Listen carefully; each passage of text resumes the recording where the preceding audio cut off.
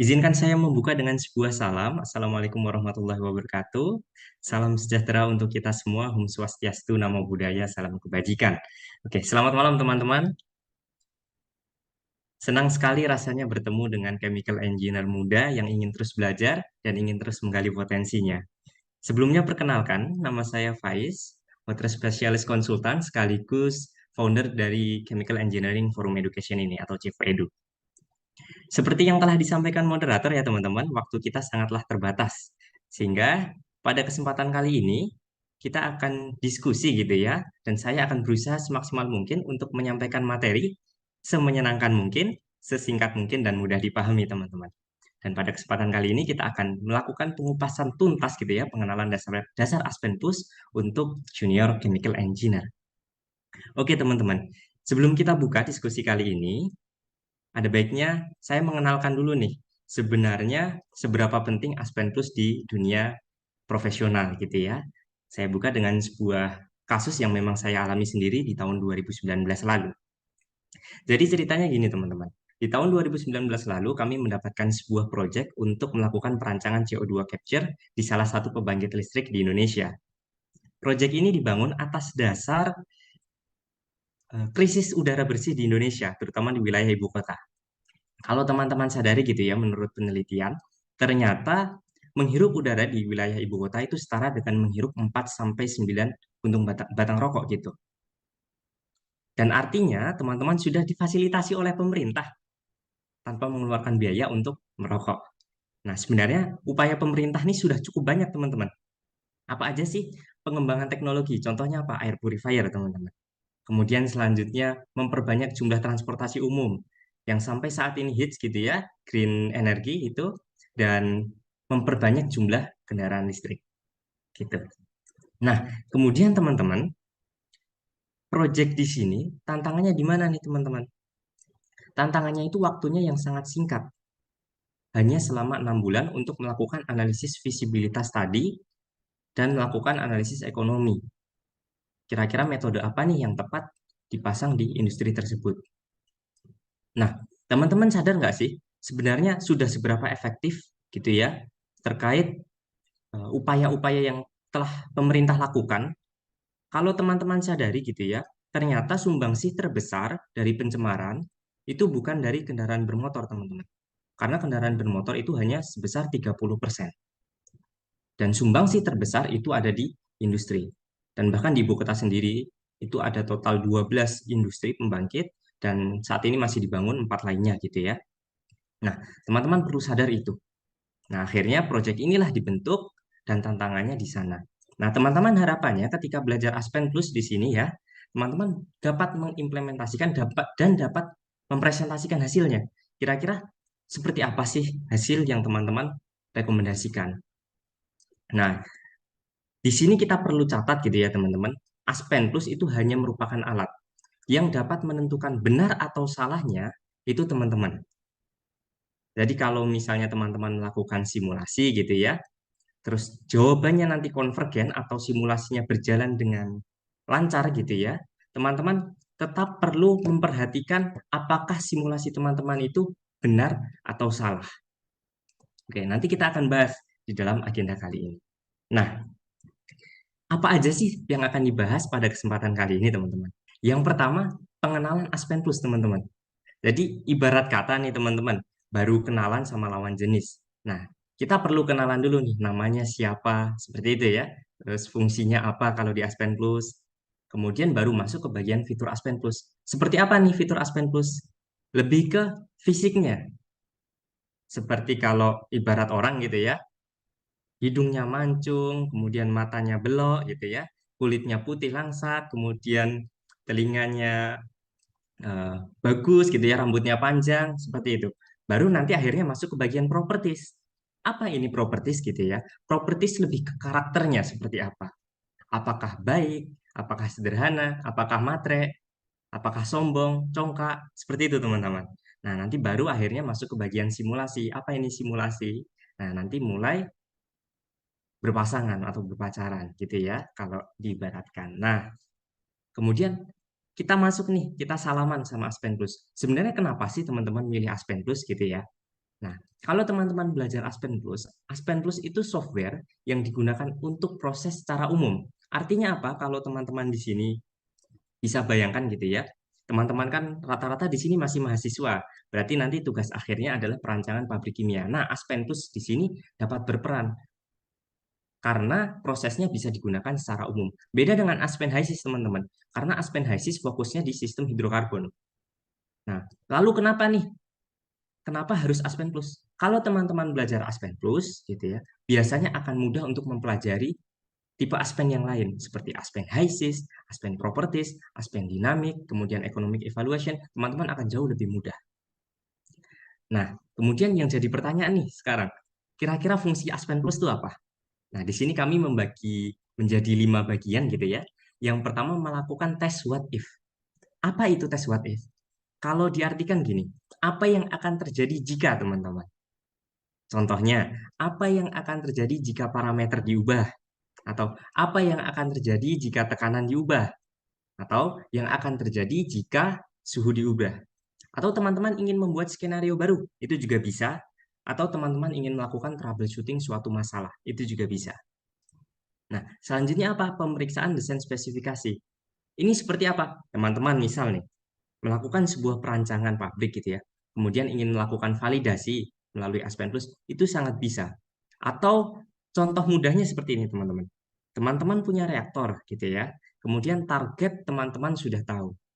Targetnya misal 60% konversinya. Nah, kira-kira di 60% ini panjang reaktor yang dibutuhkan berapa? Semisal reaktornya nanti pakai plug flow reaktor gitu ya. Nah, selanjutnya yang ketiga ada studi terkait the bottlenecking. Apa ini the bottlenecking? Ini penyelesaian masalah. Dari apa? Dari sebagian kecil suatu proses. Contohnya gimana? Mudahnya gini penjelasannya. Gimana cara kita melakukan atau mengurangi bahkan menghilangkan suatu hambatan? Contohnya, teman-teman kalau misalnya bekerja di industri yang fokus di liquid phase gitu ya, fase liquid, pasti tidak lepas yang namanya pompa. Nah, kalau kerja di industri, teman-teman tidak jarang mendengar suara kencang dari pompa. Nah, ini biasanya disebabkan karena kavitasi. Nah, proses kavitasi ini dapat dianalisis melalui Aspen Plus. Dan teman-teman bisa merekomendasikan ke atasan teman-teman nih akhirnya, kira-kira solusi terbaik untuk mencegah kavitasi agar tidak terjadi itu di operasi berapa sih? Seperti itu, teman-teman. Nah, selanjutnya, analisis sensitivity. Apa ini analisis sensitivity? Nah, ini hampir sama seperti desain spek, tapi ada perbedaan. Kalau desain spek itu fokusnya cuma satu target, kalau di analisis sensitivity fokusnya di beberapa target. Semisal nih contohnya, teman-teman ingin mengamati perubahan parameter dari hasil suatu simulasi. Teman-teman kasusnya punya reaktor nih, kemudian teman-teman ingin melakukan profiling, menunjukkan grafik hubungan antara panjang reaktor terhadap konversi. Jadi, kira-kira di panjang reaktor 2 meter konversinya berapa? 3 meter konversinya berapa? 7 meter konversinya berapa? Sampai dengan target yang teman-teman tentukan, upper dan lowernya. Titik tertinggi dan titik terendahnya. Oke, sampai nanti akhirnya teman-teman bisa melakukan investigasi optimasi. Jadi menentukan kondisi optimum, walaupun memang menentukan optimum ini sangat sulit ya, walaupun kita simulasikan pasti akan ada yang jauh lebih optimum di kemudian hari. Nah, selanjutnya tahap apa sih yang harus dilalui teman-teman selama melakukan Aspen Plus? Nah, ini tahap penting nih teman-teman, karena memang nggak boleh terlewat kalau kalian melakukan simulasi. Yang pertama apa? Komponen kimia dalam proses atau komponen dalam simulasinya. Ini bukan hanya berarti teman-teman mengetahui komponennya, tapi mengetahui karakteristik komponennya. Karena ini akan berpengaruh pada pemilihan model termodinamika nanti. Nah, model termodinamika ini untuk apa sih? Untuk melihat analisis komponen murninya seperti apa, sampai nanti hubungan antar komponennya seperti apa. Seperti apa tuh maksudnya contohnya kesetimbangan fasa, atau sifat termodinamika, atau sifat transportnya seperti apa. Seperti itu teman-teman. Nah, baru nanti akhirnya masuk ke bagian flowsheet. Flowsheet ini titik urgent gitu ya, titik pentingnya. Karena di sini teman-teman akan mendefinisikan 4 arti di sini. Yang pertama, operasi unitnya seperti apa, kemudian menentukan stream proses input outputnya seperti apa, kemudian pemilihan modelnya yang tepat seperti apa, Dan nanti yang terakhir ada penamaan blok dan stream. Kenapa penamaan blok dan stream menjadi poin utama kami di sini? Karena nanti teman-teman itu bekerja tidak hanya fokus di chemical engineer, pasti stakeholder lain atau bidang lain akan berperan juga. Nah, harapannya apa yang teman-teman rancang itu bisa bermanfaat atau bisa dibaca oleh departemen lain.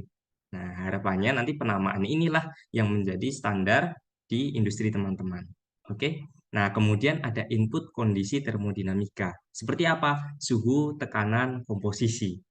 Nah, yang kelima nanti ada input kondisi operasi tiap blok. Nah, kalau teman-teman buka software Aspen Plus ya, saya harap teman-teman sudah melakukan pemasangan Aspen Plus versi manapun, baik 8, 9, 10, ataupun 11, 12 gitu ya. Nah, kalau di sini kami contohkan untuk versi 12-nya tampilannya akan seperti ini teman-teman. Nah, untuk versi 8 juga hampir sama, versi-versi bawah hampir sama gitu juga sama. Yang membedakan cuma tampilannya aja. Tapi secara keseluruhan nanti ada tampilan open, kemudian new, kemudian pilihan satuan, kemudian tipe industri teman-teman, entah chemicals, gas processing, mining, refinery, dan masih banyak lagi pilihan lainnya. Nah, nanti teman-teman kalau ingin membuka project baru, tekan New Simulation. Oke. Nah, setelah itu, ketika teman-teman buka New Simulation, teman-teman akan diminta untuk melakukan input komponen. Nah, ketika memilih komponen, teman-teman akan diminta untuk memilih tipenya, tipe komponen. Entah konvensional, solid, non-konvensional, dan lain sebagainya. Nah, tapi umumnya yang biasa digunakan itu konvensional untuk fase uap atau cairan.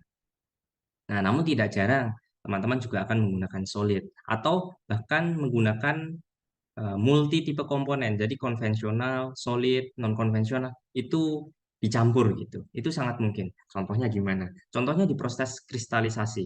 Pasti tipe solid dan konvensional akan berperan di sini. Nah, selanjutnya tampilannya nanti akan seperti ini teman-teman. Nah, yang penting di mana nih? Yang penting itu teman-teman bisa input atau menemukan komponen teman-teman. Nah, caranya gimana? Teman-teman bisa tekan find, kemudian pilih nama senyawa yang teman-teman butuhkan di data bank. Nah, kemudian teman-teman add select komponen sesuai pilihan komponen teman-teman. Baru setelah itu dilakukan labeling. Nah, sekali lagi labeling ini penting teman-teman, karena setiap industri itu beda penamaannya. Semisal sebagai contoh ya teman-teman, dulu saya kerja di perusahaan Cina gitu ya teman-teman, itu penamaannya menggunakan bahasa Cina. Nah, jadi baiknya teman-teman harus sesuaikan lagi dengan nama di perusahaan teman-teman nantinya ke depan. Nah, selanjutnya terkait pemilihan metode. Nah, metode di sini kenapa menjadi poin penting di sini? Karena ini menjadi hal krusial untuk ke depannya. Akan menentukan perhitungan teman-teman, baik dari sifat termodinamika maupun sifat transportnya. Apa itu sifat termodinamika, teman-teman? Ya, koefisien fugasitas, entalpi, entropi, Gibbs free energy, kemudian volume, gitu ya. Kemudian transport juga. Apa itu transport? Ya, semua yang berpengaruh terhadap transportasi. Contohnya apa? Viskositas, koefisien difusi, tegangan muka, kemudian konduktivitas termal. Lalu yang jadi pertanyaan nih, kira-kira gimana milih modelnya? Kan di Aspen Plus banyak tuh metode yang bisa dipilih. Nah, Bapak Kamal, di sini Bapak Kamal melakukan flowchart untuk mempermudah kita gitu ya, gimana caranya pilih metode supaya lebih mudah gitu ya. Nah, yang pertama, kita tanya dulu nih, komponen yang kita simulasikan itu bersifat polar atau non-polar, teman-teman. Kalau misalnya non-polar, ditanya lagi, real atau non-real. Non-real ini maksudnya gimana? Ideal atau non-ideal? Nah, nanti selanjutnya diberi pertanyaan lagi, tekanan tinggi atau tekanan rendah. Sama halnya kalau senyawanya nanti polar, kira-kira elektrolit atau non-elektrolit. Kemudian tekanan tinggi atau tekanan rendah, sampai akhirnya parameternya diketahui atau enggak. Gitu, teman-teman.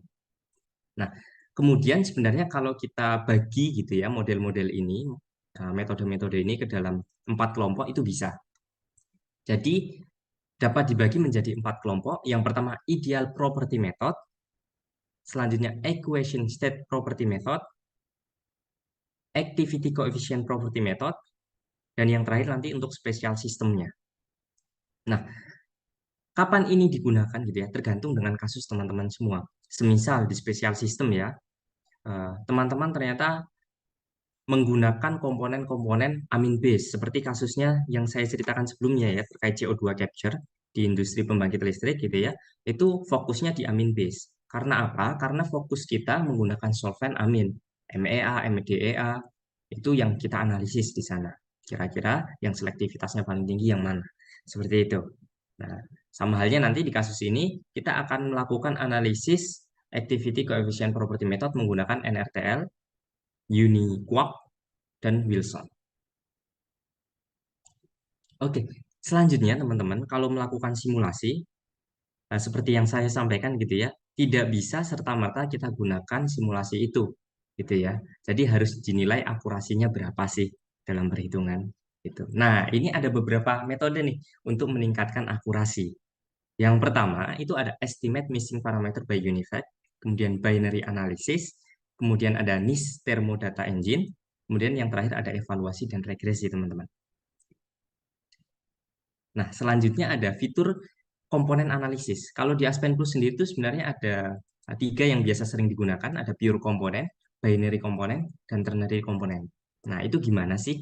Nah, yang pertama untuk pure komponen, untuk analisis properti satu komponen aja. Nah, yang teman-teman bisa cari itu baik termodinamikanya atau transportnya. Nah, nanti properti untuk termodinamika banyak sekali, ada densitas, kemudian lain sebagainya gitu ya. Kemudian sama transport juga ada banyak sekali. Nah, nanti teman-teman bisa lihat di Aspen Plus langsung. Nah, selanjutnya binary komponen berarti interaksi atau hubungan dua komponen. Contohnya apa ini? Ada kesetimbangan fasa di sini. Nah, teman-teman bisa lihat nih, kira-kira pada tekanan sekian, suhu sekian, kira-kira eh, apa namanya komposisinya tuh gimana sih? Kemudian kesetimbangan fasanya tuh seperti apa sih? Itu bisa dilihat di Aspen Plus. Nah, selanjutnya di ternary komponen gitu ya, komponen 3 kita bisa cari macam-macam juga. Ada bisa residu course atau ternary diagram itu bisa atau find azeotrope. Nah, kalau teman-teman ternyata punya titik azeotrope, teman-teman bisa cari nih di Aspen Plus. Titik azeotrope itu apa sih? Kalau diibaratkan gini, kalau misalnya kita di kolom destilasi gitu ya, teman-teman, itu titik maksimum di mana dilakukan pemisahan secara eh, destilasi atau berdasarkan perbedaan titik didih gitu ya. Contohnya etanol dengan air gitu ya. Konversinya itu maksimal hanya di angka 95% kalau nggak 90 sampai 95%. Nah, kemudian teman-teman ingin tingkatkan lagi. Nah, itu kalau pakai kolom destilasi nggak bisa teman-teman. Harus diekstraksi dulu baru masuk ke kolom destilasi. Oke. Nah, kemudian di sini untuk NIS dan TDE. NIS itu apa sih? NIS itu National Institute of Standard and Technology. Apa ini? Ini merupakan organisasi data terbesar di dunia. Ini didirikan di Amerika Serikat gitu ya. Nah, biasanya ini untuk operasi-operasi yang umum dan sifatnya gratis. Jadi teman-teman bisa menggunakan data NIS untuk operasi teman-teman selama operasi teman-teman bukan di spesial kasus. Beda dengan TDE nih di sini Thermo Data Engine. Biasanya operasinya memang khusus karena teman-teman harus membeli lisensi untuk penggunaan data eksperimental mereka gitu. Nah, selanjutnya nanti tampilan NIS akan seperti ini ketika teman-teman running. Teman-teman bisa melihat binary atau hubungan dua komponen untuk vapor liquid equilibrium itu seperti apa, kemudian densitasnya gimana, viskositasnya seperti apa, itu teman-teman bisa lihat di sana. Nah, ini nanti data yang akan kita gunakan untuk meningkatkan akurasi perhitungan teman-teman semua. Nah, teman-teman juga bisa lihat nih grafik percobaannya dari NIS atau TDE. Kira-kira YX kurvanya seperti apa, plottingannya seperti apa, TXY-nya seperti apa, TX seperti apa, PX seperti apa. Itu teman-teman bisa lihat di Aspen Plus juga. Nah, selanjutnya di bagian evaluasi dan regresi. Ketika teman-teman melakukan analisis metode yang teman-teman pilih gitu ya, teman-teman perlu melakukan evaluasi terlebih dahulu. Kira-kira metode yang paling tepat untuk dilakukan regresi itu yang mana? Nah, nanti baru setelah hasil evaluasi, teman-teman baru melakukan regresi. Nah, Ini untuk contoh hasil dari evaluasi dan regresi gitu ya. Sini fokusnya di bagian evaluasi, grafiknya tampilannya seperti ini. Nah, nanti akan kami tunjukkan gimana sih perubahan grafik yang akan terjadi ketika kita tingkatkan akurasinya. Nah, selanjutnya baru desain spek. Nah, seperti yang saya jelaskan sebelumnya gitu ya. Kalau desain spek ini merupakan tools untuk menentukan nilai suatu variabel agar dihasilkan output sesuai dengan yang diinginkan. Jadi kalau di sini nih dikenal dengan dua variabel teman-teman kalau di desain spek. Yang pertama manipulate variabel, itu yang nilainya diubah-ubah. Kemudian desain variabel itu yang menjadi target teman-teman. Seperti yang sebelumnya saya jelaskan gitu ya, misal teman-teman uh, melakukan simulasi reaktor, kemudian konversinya tahu, kemudian targetnya kira-kira panjang reaktornya berapa. Itu yang teman-teman cari. Seperti itu teman-teman. Nah, selanjutnya di bagian simulasi nih. Simulasi kita akan fokus ke tiga blok gitu ya. Yang pertama mixer, yang kedua flash, yang ketiga nanti ada kolom. Nah, untuk mixernya sendiri, kalau di Aspen Plus itu disediakan tiga teman-teman. Ada yang fungsinya untuk mencampur, memang fokus di mixer. Kemudian ada yang fokus di F-split, itu untuk membagi stream. Yang terakhir ada SS-split. S-split gitu ya. Itu fokus di pembagian substream. Biasanya sih mudahnya biasanya hidrosiklon gitu ya.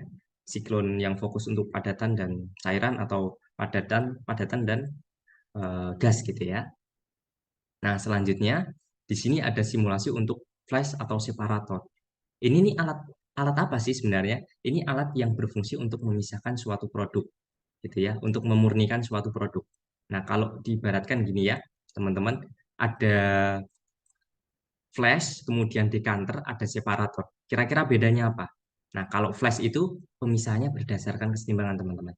Kemudian kalau decanter itu berdasarkan densitas, kelarutan, dan polaritas. Kalau separator itu berdasarkan kesetimbangan massa, mass balance gitu ya teman-teman. Nah, kalau di Aspen Plus seperti itu kurang lebih. Nah, kira-kira yang membedakan flash 2, flash 3 itu apa teman-teman? Jumlah outputnya. Jadi kalau di flash 2 berarti outputnya ada 2, outletnya ada 2, flash 3 ada 3. Kemudian di sini juga ada SEP gitu ya, tanpa angka, itu multi. Bisa beberapa komponen. Kemudian ada SEP 2 itu dua outlet komponen. Oke. Nah, tapi nggak menutup kemungkinan teman-teman bisa outletnya banyak, tergantung dengan kebutuhan teman-teman. Jadi flash 2 itu artinya kewajiban yang ada itu outletnya 2 teman-teman, di stream outletnya. Kalau misalnya teman-teman cuma keluarnya satu atau kurang dari itu gitu ya, itu nggak bisa. Biasanya nggak solve gitu ya untuk simulasi teman-teman. Nah, selanjutnya kolom destilasi. Kolom destilasi ini apa sih? Ini kolom pemisah teman-teman untuk meningkatkan kemurnian berdasarkan titik didih. Kalau di kolom destilasi itu dikenal dua tipe komponen ya, ada heavy key komponen sama light key komponen. Heavy key komponen itu apa? Komponen yang memiliki titik didih yang lebih tinggi. Nah, biasanya ini komponen yang dominan di hasil bottomnya. Sedangkan light key komponen itu komponen yang memiliki titik didih lebih rendah. Biasanya hasilnya akan dominan di bagian atas atau destilatnya. Nah, kalau di Aspen Plus itu ada tiga model, teman-teman. Ada DSTWU, DISTL, kemudian ada RedRock. Bedanya di mana? Bedanya di metode perhitungannya. Misalnya di DSTWU, kita pakai Underwood. Kemudian di DISTL, kita pakai Admister. Di RedRock, kita menggunakan multi-stage vapor liquid fractionation. Kemudian selain itu bedanya apa? Nah, nanti sesuai metode itu, pasti ada beberapa asumsi yang digunakan. Gitu ya. Nah, semakin banyak atau semakin sedikit input parameter dalam kolom, nanti asumsi yang digunakan dalam Aspen Plus akan semakin banyak. Artinya akurasi perhitungan teman-teman akan semakin berkurang. Nah, sekarang masuk ke dalam kasus gitu ya teman-teman. Kita mulai fokus di Aspen Plus-nya, supaya teman-teman juga praktek langsung. Jadi kasusnya seperti ini teman-teman. Teman-teman ini punya stream gitu ya, punya suatu campuran senyawa yang mengandung 50% aseton dan 50% air, yang kemudian akan dipisahkan gitu ya. Dipisahkan menjadi dua aliran. Yang satu kaya akan aseton, yang satu lagi kaya akan air, teman-teman. Nah, teman-teman ingin melakukan proses pemisahan dengan menambahkan solvent berupa MIBK atau metil isobutil keton. Nah, MIBK ini sifatnya ternyata tidak dapat bercampur dengan air atau sukar bercampur dengan air. Nah, tujuannya di sini nanti teman-teman memisahkan aliran umpan menjadi dua aliran yang memiliki kemurnian air dan aseton lebih dari 95% berat. Nah, kondisinya gimana kondisi? Yang pertama fitnya, umpannya, itu campurannya itu 100 kg per jam. Artinya nanti 50 kg per jamnya aseton, 50 kg per jamnya air. Kemudian ada MIBK yang di awal itu 100 kg per jam. Nah, nanti MIBK 2 itu 25 kg per jam. Kemudian kondisi operasinya 50 derajat Celcius, tekanannya 1 atm, teman-teman. Nah, nanti tampilannya kurang lebih seperti ini, teman-teman. Nah, kemudian apa yang teman-teman tentukan? Yang teman-teman cari yang pertama kebutuhan MIBK-nya, MIBK 2, untuk mencapai kemurnian air 95%. Yang kedua, teman-teman akan melakukan analisis kira-kira metode apa sih yang tepat untuk melakukan simulasi ini.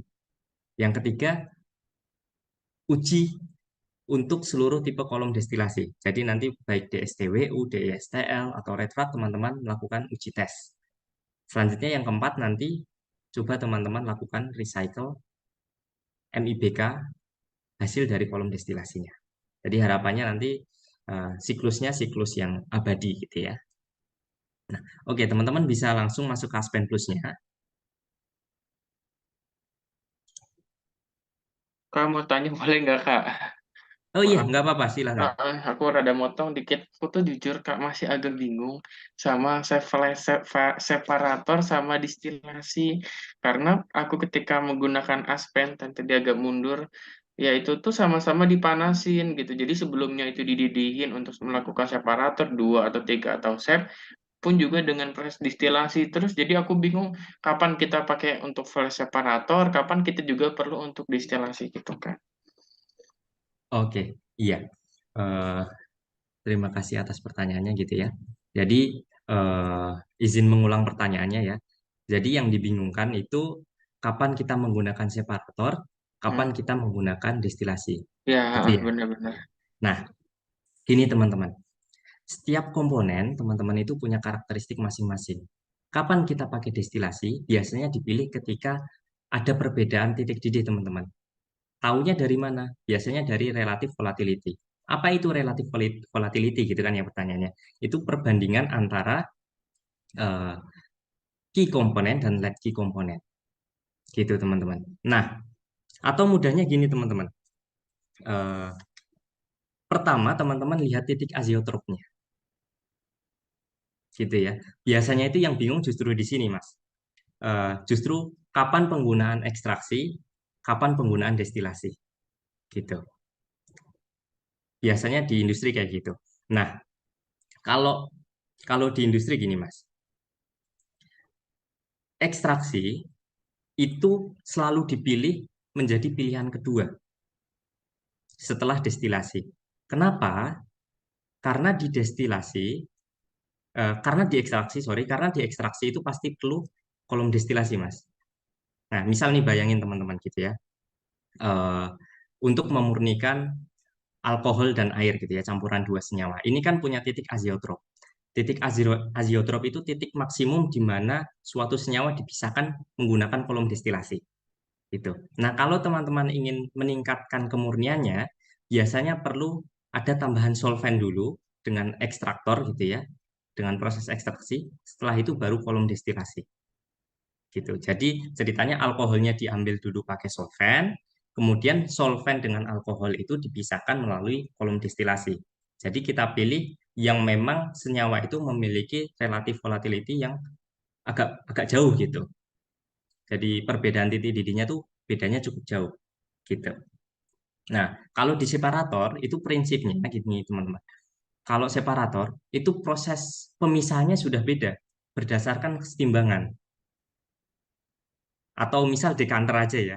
Dekanter kalau misalnya teman-teman memisahkan larutan atau campuran immiscible gitu ya antara air dengan minyak itu kan nggak bercampur. Nah, teman-teman bisa pakai dekanter gitu istilahnya gampangannya seperti itu teman-teman.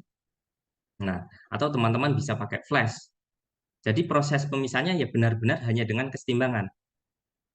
Seperti itu. Nah, biasanya kalau separator itu fokusnya memang cuman satu stage, teman-teman. Memang fokusnya di satu aja. Itu. Beda dengan kolom destilasi, biasanya per stage gitu kan ya. Pemisahnya kita tinjau per stage, kira-kira berapa stage jumlahnya. Gitu. Biasanya semakin kompleks gitu ya, semakin sulit dipisahkan, maka stage-nya akan semakin tinggi gitu. Gampangannya kayak gitu. Oke, berarti kalau di soal ada tadi ya relative volatility, ada perbedaan titik didih, berarti dia akan lebih pas pakai maaf distilasi. Tapi kalau nggak ada informasi itu, berarti cukup pakai flash separator gitu ya, Mas ya. Iya, kalau misalnya nggak ada. Tapi ya perlu dicatat gitu, Mas. Kalau misalnya ternyata nggak ada catatannya kayak gitu ya, maksudnya nggak ada relative volatility-nya, tapi ada catatan kalau ini merupakan campuran azeotrop, biasanya teman-teman pilihnya ekstraktor dulu. Nggak bisa pakai flash gitu. Nggak bisa pakai separator. Oke, jelas-jelas, Mas. Ya, Mas. Kembali lagi ke komponen teman-teman. Oke. Nah, sekarang masuk ke bagian simulasi. Ada yang ingin ditanyakan lagi sama teman-teman? Mungkin nanti gampangnya kita masuk ke simulasi, nanti akan terlihat gitu ya. Ini nih teman-teman yang biasanya salah, itu sukanya gini, Mas. Eh, Menganggap sebuah simulasi yang teman-teman jalankan itu convergent, tapi sebenarnya datanya itu hancur, Mas. Kayak gitu. Nah, ini makanya akan kita kupas tuntas gimana sih caranya meningkatkan akurasi dalam perhitungan Aspen Plus gitu. Jadi teman-teman sudah melakukan simulasi, ternyata data simulasi teman-teman tuh nggak bisa dipakai. Nah, akhirnya itu yang jadi kacau sebenarnya di dunia industri. Oke, masuk ke simulasinya gitu ya.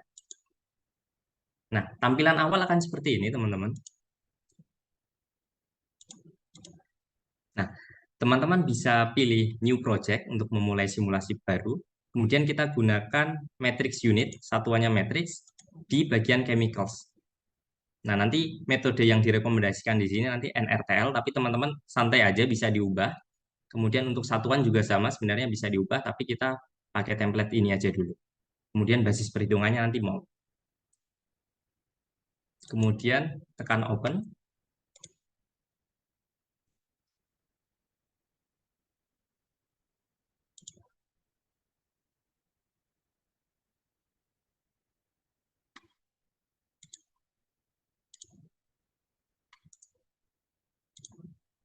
Oke, nanti tampilannya akan seperti ini.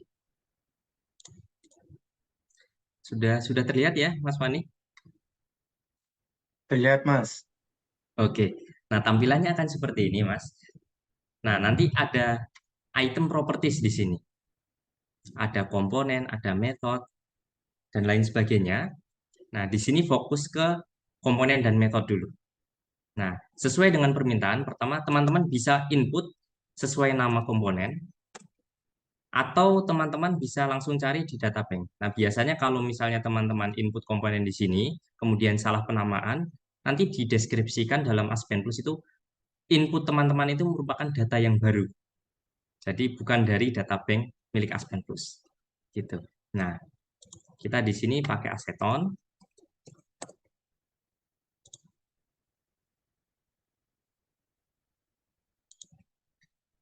Kemudian di add komponen.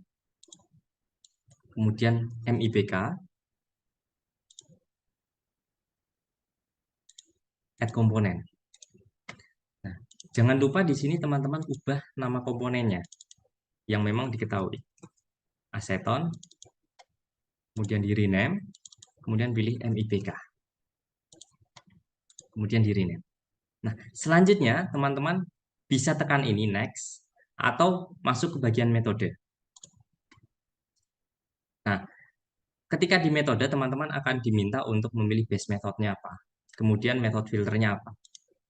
Kita di sini pilih NRTL aja dulu.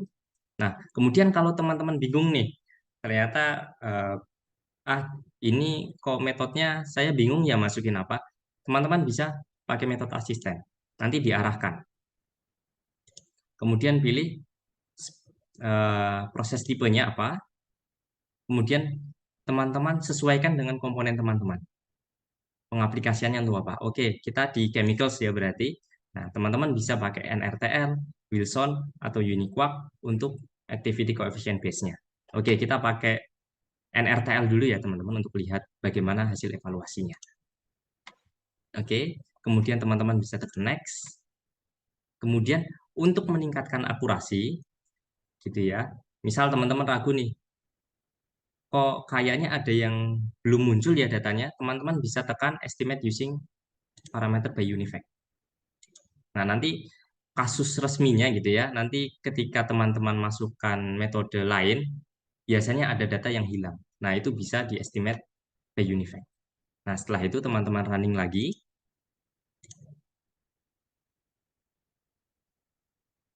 Nah, kalau sudah komplit kayak gini, artinya data yang teman-teman input itu sudah cukup. Tapi di sini kan seberapa akurat sih metode teman-teman? Kan yang jadi pertanyaan seperti itu ya. Nah, teman-teman bisa pakai data NIS atau TDE. Nah, di sini sebenarnya ada pilihan data yang lain juga, tapi biasanya yang bawah ini berbayar. Perlu beli lisensi dulu. Nah, kita pakai NIS, kemudian cek binary komponen. Di sini pilih aseton dan MIBK misalnya. Nah, ketika teman-teman pilih aseton dan MIBK, kira-kira selanjutnya bagaimana data yang bisa dipilih kan yang jadi pertanyaan itu. Nah, nanti tampilannya akan sangat kompleks gitu ya teman-teman. Ada banyak sekali tampilan datanya. Oh, sorry ke close.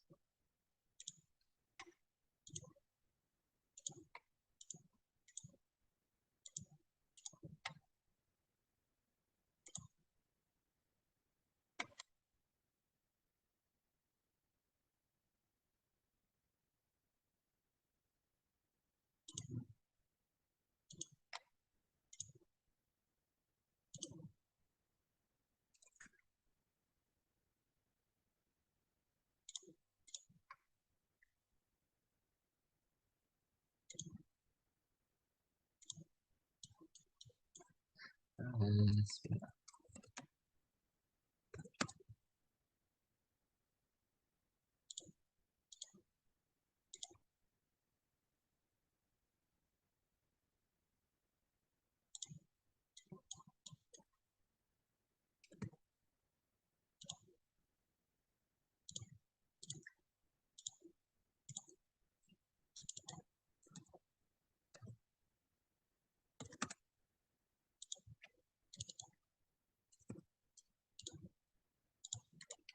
Oke,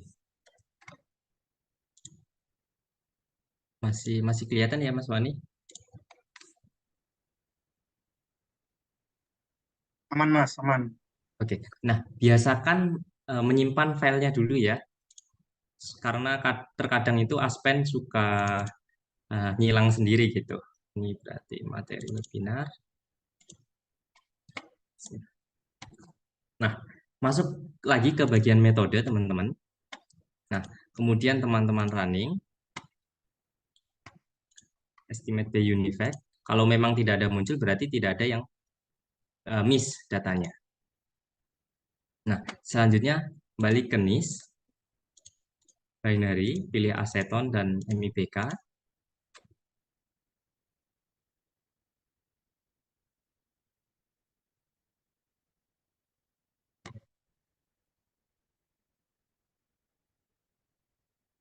Nah, nanti tampilan datanya akan seperti ini.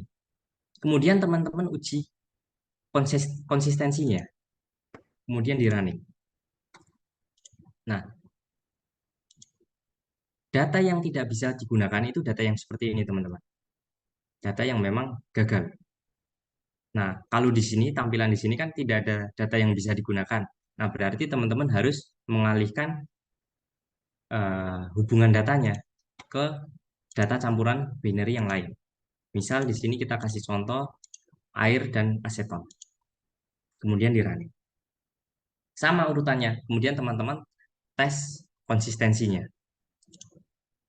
Tes konsistensi, kemudian di running. Kemudian data yang lulus itu data yang bisa digunakan. Di sini contohnya mana? Misal di data poin ke-20. Kalau teman-teman cek di sini, poin ke-20, pas semua nilainya. Nah, ini data yang teman-teman bisa gunakan untuk melakukan atau memeriksa hasil metode teman-teman, evaluasi metodenya. Oke. Nah, kemudian teman-teman save data tersebut. FLE 104, teman-teman save.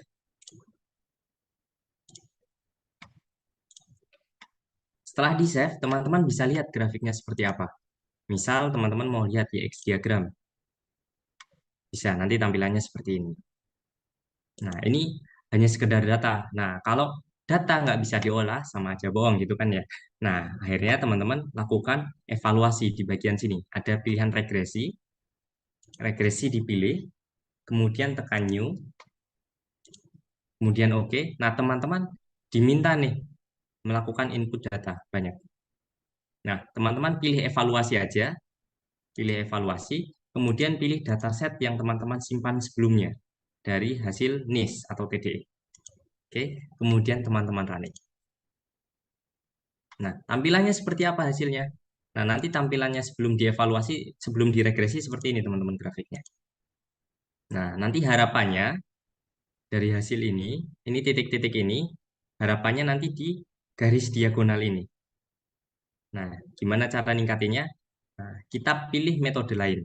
Gitu. Semisal, tadi kan ada pilihannya Wilson, NRTL, sama Uniquark. Oke, kita kedua pilih Wilson gitu ya. Nah, sebelum itu kita tengok dulu hasil evaluasinya ya. Hasil evaluasinya, ternyata RRMSE-nya masih di 15. Misal teman-teman kasih toleransi nilainya 10, gitu ya, harus di bawah 10. Nah, teman-teman bisa pilih metode lain berarti. Tadi kan pilihannya ada 3, berarti bisa pilih salah satu dari itu. Oke, kita pilih yang kedua Wilson. Kemudian kita running.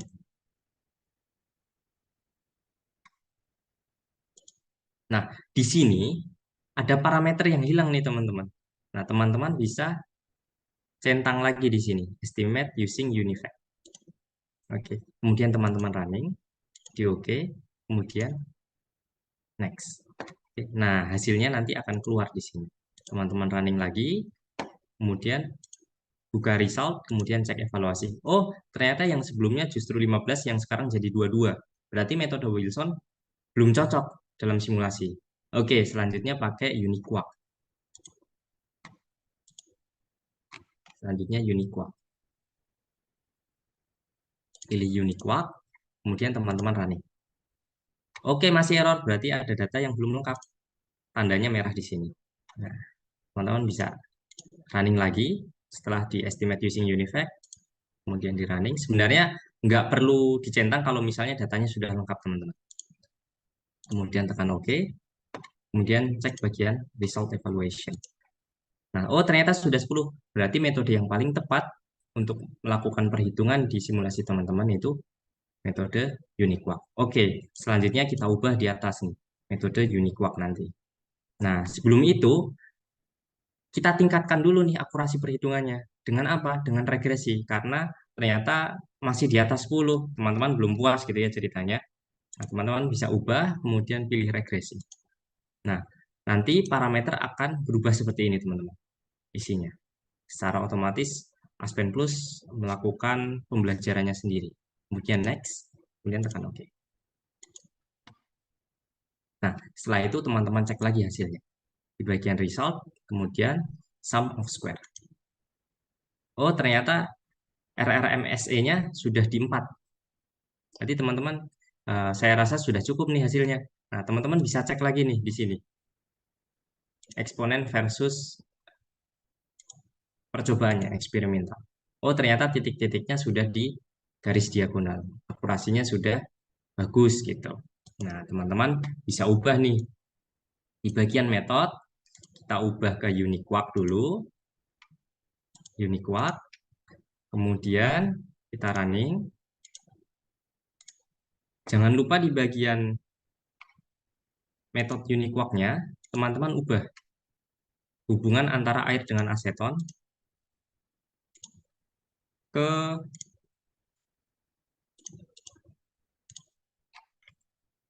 ke regresi teman-teman.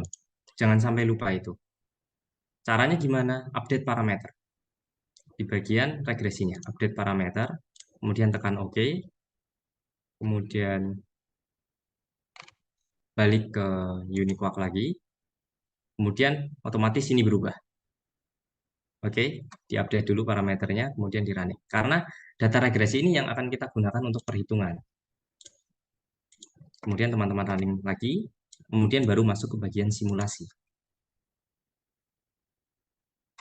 Nah, di bagian simulasi, sesuaikan dengan permintaan. Pertama, parameter. Nah, sebenarnya masih ada satu proses lagi, namanya validasi.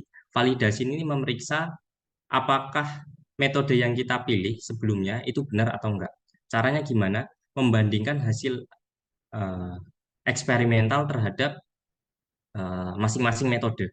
Jadi gini, nanti kalau teman-teman pakai mixer gitu ya, contohnya mixer aja, kemudian analisis masanya, apa hitnya yang loss gitu, hit lossnya berapa. Nah, teman-teman bisa bandingkan nih relatif errornya antara metode Wilson, Uniquark, dengan NRTL. Itu bisa dibandingkan. Tapi kita akan fokus di bagaimana caranya memilih metode aja. Oke? Nah, kemudian masuk ke bagian ini, kemudian di separator.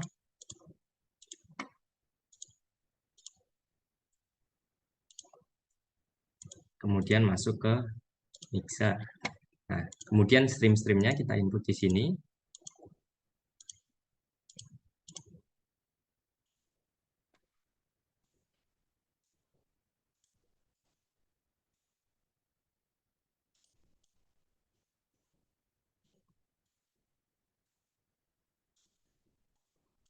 Oke.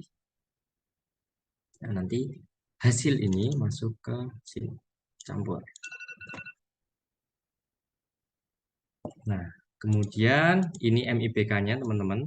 MIPK pertama, kemudian ini MIPK kedua. Nah, setelah itu teman-teman jangan lupa beri nama. Tapi supaya rapi, kita bisa pilih kontrol di blok semua, kemudian kontrol B untuk merapikan flow-nya. Nah, selanjutnya teman-teman bisa beri nama. Yang pertama di sini ada aseton plus H2O gitu ya. Kemudian di sini ada MIBK sebagai solvennya. Kemudian ini mixer 1, teman-teman. Bisa kasih nama sesuai permintaan teman-teman gitu ya, mixer. Kemudian ini campuran dari ketiga komponen di belakangnya, di stream sebelumnya. Kemudian di sini FL1 top, artinya flash 1. Kemudian di sini flash 1. Kemudian di sini FL1 MIBK. Jadi kaya akan MIBK dan aseton. Di sini FL1 H2O. Ini kaya akan H2O. Kemudian di sini MIBK 2. Kemudian di sini trimix 2. Sini mixer 2. Kemudian flash 2. L2. Top bagian atas berarti. Kemudian FL 2 MIBK. Dan yang terakhir nanti FL 2H2O.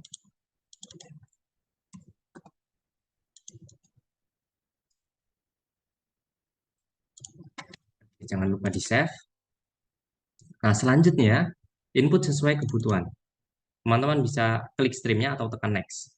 Nah, yang pertama kondisinya 50 derajat Celcius, tekanan 1 atm, kemudian mass-nya 100 kg per jam, di mana fraksi mass-nya untuk airnya 0,5, untuk asetonnya 0,5. Kemudian kita next, masuk ke bagian MIBK, temperaturnya 50 derajat Celcius, tekanan 1 atm, mass-nya 100 kg per jam, mass fraksinya 1 untuk MIBK. Oke, teman-teman bisa next atau klik bagian flash. Nah, di sini temperaturnya 50, tekanannya 1 atm. Sorry, Di stream sini kita sesuaikan dengan kondisi penyimpanan aja ya, jadi nggak perlu HE. Nah, di sini kita ubah ke 25, gitu ya. Kemudian di bagian MIBK juga kita ubah ke 25 derajat Celcius. Kemudian di bagian MIBK 2, kita ambil titik awalnya tadi permintaan sesuai kasusnya di 25 kg per jam. Speknya di sini 1. Oke. Nah, setelah itu teman-teman bisa running. Setelah semua di input. Nah,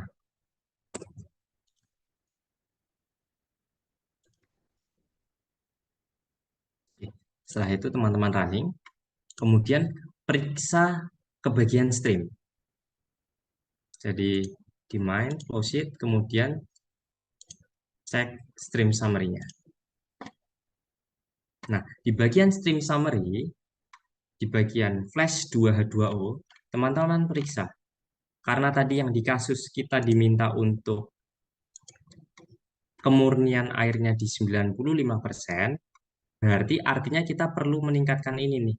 Dari 87 jadi 95%. Dari 87% jadi 95%. Caranya gimana? Teman-teman bisa pakai desain spek namanya. Gimana cara desain spek gitu ya? Teman-teman bisa masuk ke bagian flow sheeting option, kemudian tekan new, kemudian OK. Nah, setelah itu teman-teman buat variabel manipulated variabelnya di bagian target FL2H2O.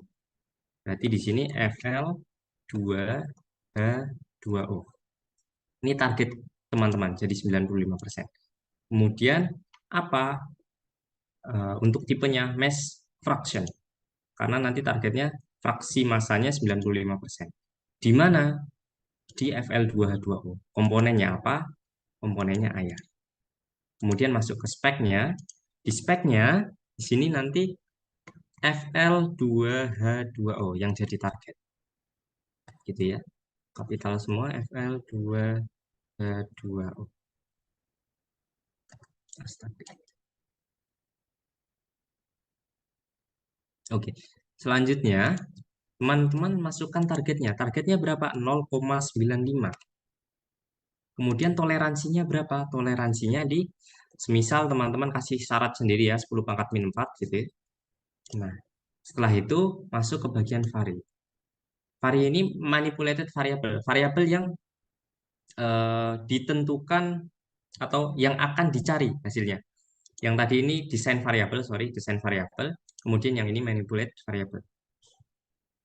Nah, kemudian masuk ke bagian manipulate variabel, cari mass flow. Karena kita mau menentukan flow mass-nya untuk MIBK2-nya. Kemudian yang ditentukan MIBK2, komponennya MIBK. Lower upper-nya kita sesuaikan dengan kondisi inputnya aja. Tadi kan kondisi inputnya 25. Upper-nya karena kita belum tahu nih nilainya berapa untuk mencapai 95%, kita taruh 300. Nah, nanti Aspen akan menguji nih dari angka 25 sampai angka 300, kira-kira jawabannya berapa agar mendapatkan kemurnian FL2H2O supaya airnya itu di angka 95%. Oke, kemudian kita running, kemudian oke. Nah, ternyata kalau teman-teman cek gitu ya, kebutuhannya untuk MIBK2 itu jadi 171. Yang sebelumnya, kalau tanpa desain spek gitu ya, kalau teman-teman lihat, masuk ke desain spek, kemudian kita deaktivasi dulu gitu ya, kemudian di reset, kemudian di running, yang sebelumnya nilainya di MIBK itu hanya di angka 25, dia jadi 171 teman-teman. Nah, selanjutnya, kalau sudah kemudian H2O-nya segitu, kira-kira selanjutnya apa? Kita masuk ke bagian destilasinya. Nah, di destilasi itu ada macam-macam pilihannya. Ada DSTWU, ada DISTL, ada RETFAK. Nah, biasakan kalau teman-teman pilih kolom destilasi, sesuaikan dengan data atau parameter yang teman-teman punya. Kalau misalnya parameter teman-teman belum lengkap gitu ya, biasanya pakai DSTWU. Nah, nanti baru setelah itu, teman-teman setelah DSTWU bisa dinaikkan lagi. Nanti dari DSTWU itu teman-teman, dari result DSTWU, teman-teman bisa dapat parameter yang lain. Nah, itu parameternya bisa diinput ke dalam REDFAC. Nah, nanti setelah itu teman-teman input beberapa data gitu ya. Di sini hasilnya nanti akan seperti ini teman-teman. Supaya kita agak cepat gitu ya. Jadi hasil inputnya seperti ini.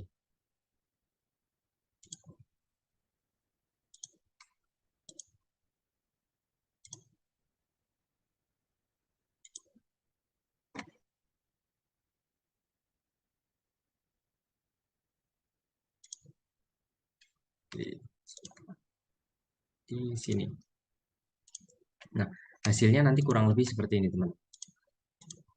Nah, DSTWO ini teman-teman bisa input di reflux rasionya 1,5. Kenapa dipilih 1,5 gitu ya? Nah, ini judgement teman-teman kondisi awal. Jadi kalau standar di kolom destilasi itu reflux rasio itu 1,5, di atas 1,5. Standarnya seperti itu teman-teman. Nah, kemudian pilih light key komponen dan heavy komponennya apa. Nah, kemudian untuk pemilihan tekanan gitu ya, teman-teman bisa pilih di standarnya gitu ya. Bukan standar, ini sesuai dengan kebutuhan sih, kebutuhan teman-temannya aja. Tapi syaratnya tekanan kondensor itu harus lebih rendah dari tekanan boilernya. Gitu. Kemudian nanti teman-teman pilih total kondensor, kemudian teman-teman run.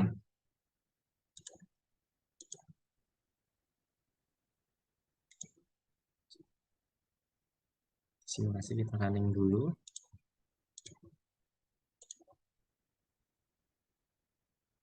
Kemudian masuk ke bagian simulasi, dan di running.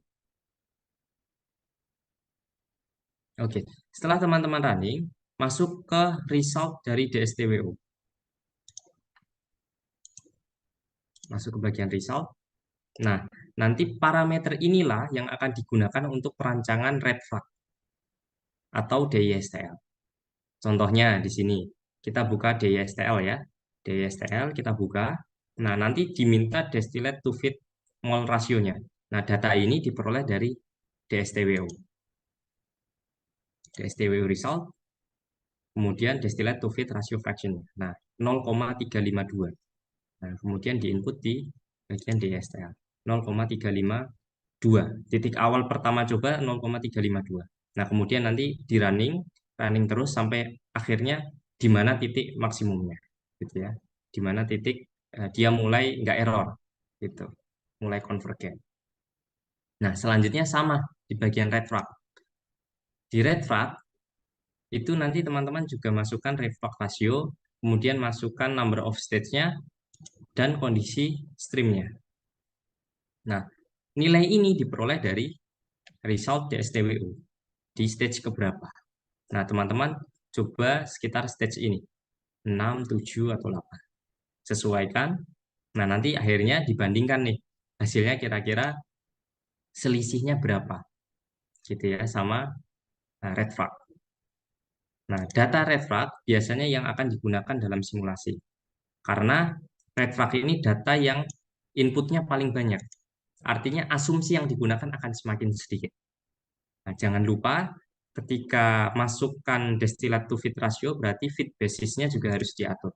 Nah, feed basisnya itu feed itu berarti umpan destilasinya di stream yang keberapa, kemudian komponennya apa yang fokus menjadi pemisah gitu ya, yang dipisahkan. Nah, jadi feed streamnya indis 3, kemudian produknya aseton. Oke. Nah, selanjutnya teman-teman cek nih kemurniannya berapa gitu ya. Nah, nanti teman-teman cek streamnya berapa, karena kan yang diminta di angka 95 gitu ya. Di aset kita coba cek keseluruhannya. Berarti di aset 1, aset 2, aset 3. Mintanya di 95%. Gitu ya. Oh, ternyata aset 3-nya ini masih 92%. Nah, teman-teman perlu tingkatkan ini. Nah, sebelum itu, karena masih sedikit gitu ya, kita mau ini dulu. Kita mau coba recycle dulu. Nah, recycle-nya gimana? Gitu ya. Recycle-nya nanti tinggal red flag atau destilasi 2 ini kita close saja. Gitu ya. Kita close, kita delete, gitu ya. Kemudian bagian ini kita delete.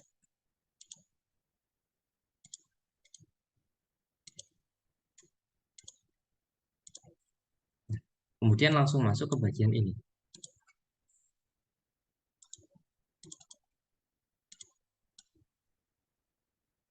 Nah, nilai inilah yang teman-teman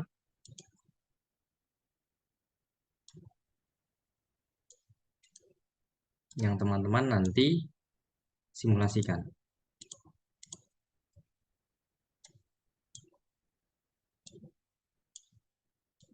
Nah, nanti garis ini akan kita recycle, teman-teman. Pakai F-split namanya. F-splitter.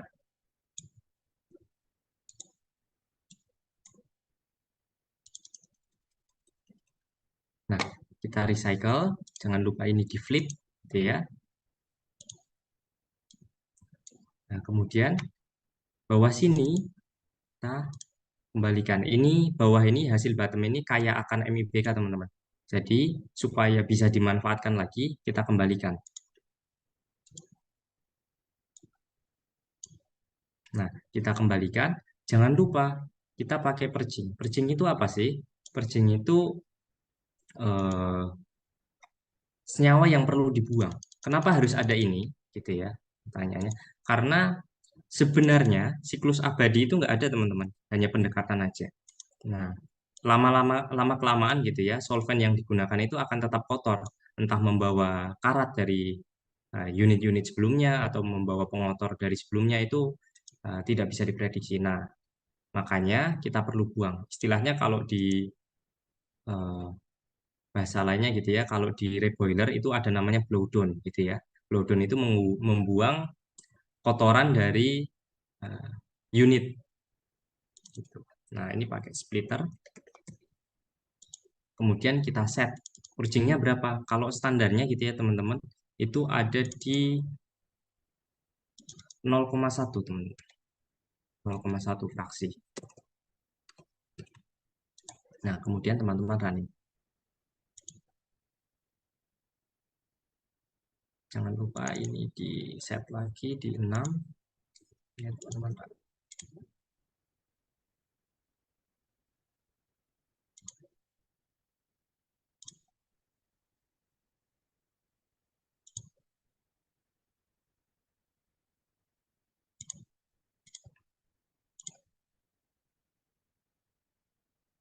Oke, nah nanti hasilnya teman-teman dapat akan seperti ini.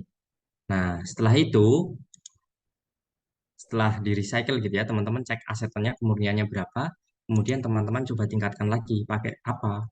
Pakai kolom destilasi lagi. Nah, di sini aset 3-nya, oh ternyata kemurniannya jadi 71% nih. 71%. Kandungannya apa aja? Masih ada MIBK, masih ada aseton, kemudian teman-teman tambahkan kolom destilasi lagi untuk aseton 3-nya, stream di aset 3-nya. Kayak gimana hasilnya gitu ya. Hasilnya nanti seperti ini, teman-teman. Kita kasih hasilnya.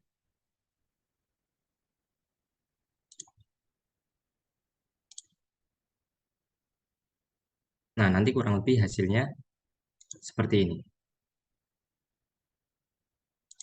Nah, kira-kira kemurniannya udah berapa nih di sini? Teman-teman bisa langsung cek di aset 4-nya.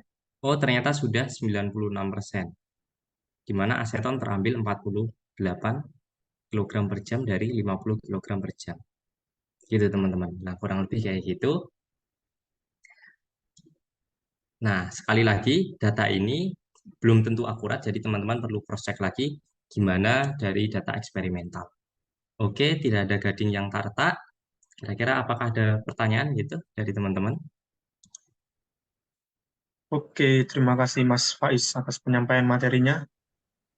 Silakan buat teman-teman yang mau bertanya bisa lihat kolom chat atau raise hand. Oke, buat Mas Maulana Zaki, silakan open mic. Baik, Bismillah. Maaf ini belum bisa on cam karena pakai WiFi. Terus aku izin bertanya Kak, tadi di pertanyaan itu tuh ada silahkan pertimbangkan dari berbagai jenis apa destilasi ya itu kayaknya belum kejawab deh. Tadi kan sempat tiga, duanya dihapus. Nah itu mungkin bisa disampaikan kayak dari ketiga itu tuh yang apa hasil yang bagus yang mana sama tiga desila itu tuh berdasarkan soal itu cocoknya kayak gimana gitu. Apakah Oke, jelas pertanyaannya? iya, terima kasih. Oke, eh, jadi gini, izin izin mengulang ya. Jadi dari ketiga destilasi, mana sih yang disarankan untuk digunakan? Jadi gini, kalau misalnya teman-teman datanya kurang gitu ya, data simulasi teman-teman kurang, biasanya teman-teman akan cenderung memilih DSTWU karena memang parameternya lebih sederhana seperti itu. Dan teman-teman bisa melakukan simulasi itu dengan sangat cepat, sangat singkat gitu. Karena keperluan data parameternya akan lebih sedikit.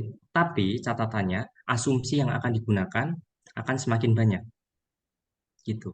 Nah, asumsi ini akan berpengaruh ke hasil perhitungan teman-teman. Nah, kalau di chemical engineer ya, terutama engineer gitu ya, kita itu bukan eh, memberikan jawaban yang memang tepat, tapi kita hanya bisa memprediksi, gitu teman-teman. Nah, kalau misalnya disuruh pilih yang mana gitu ya, pertama pilih sesuai tujuan teman-teman. Nah, kalau kalau saya sebagai engineer gitu ya, biasanya pilihnya red flag dulu.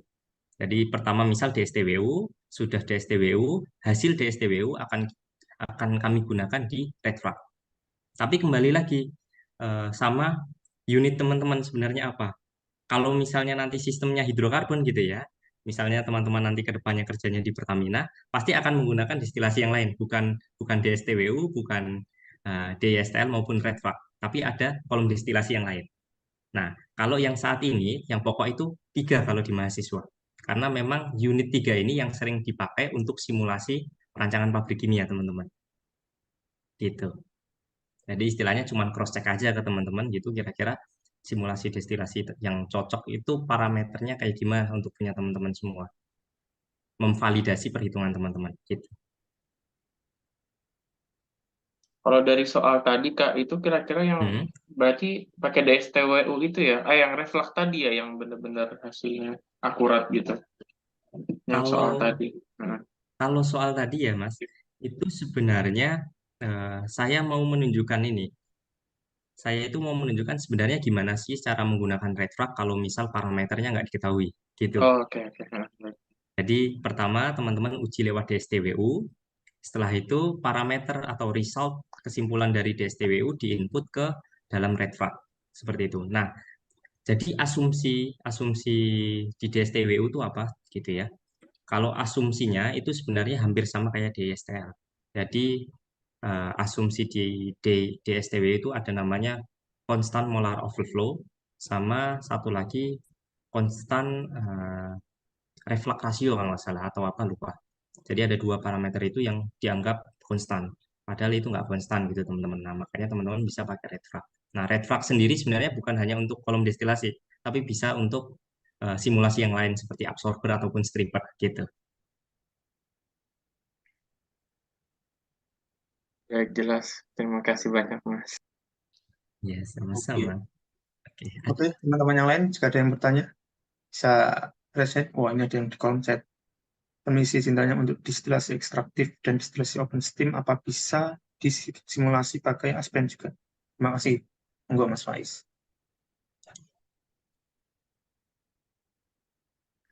open steam sama destilasi ekstraktif. Iya, sebenarnya bisa, Mas. Bisa.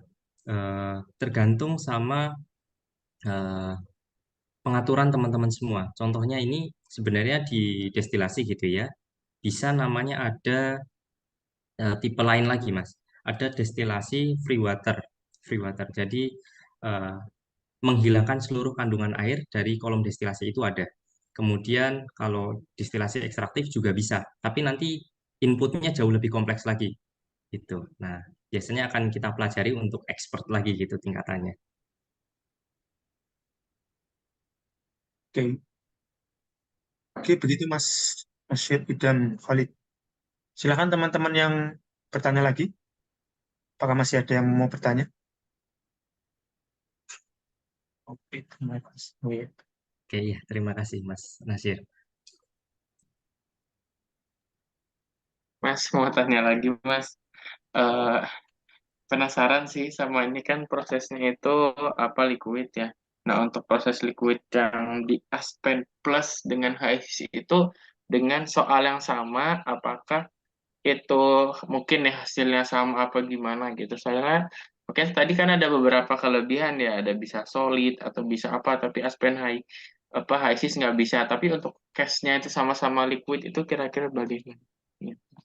Eh, jadi yang membedakan itu sebenarnya ini Mas, antara Aspen High sama Aspen Plus itu fokus sistemnya.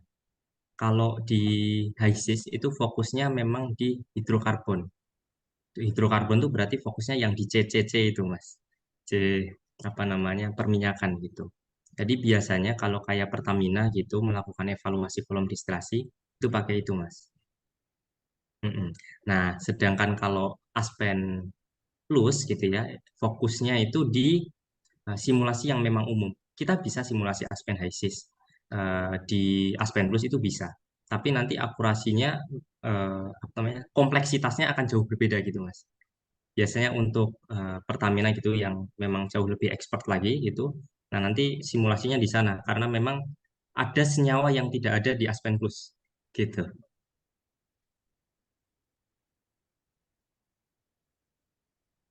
Begitu Mas Maulana, Ya, sudah dijawab? terjawab, Mas. Oke. Enggak. Teman-teman yang lain kalau masih ada pertanyaan, silakan diajukan mumpung masih ada waktu.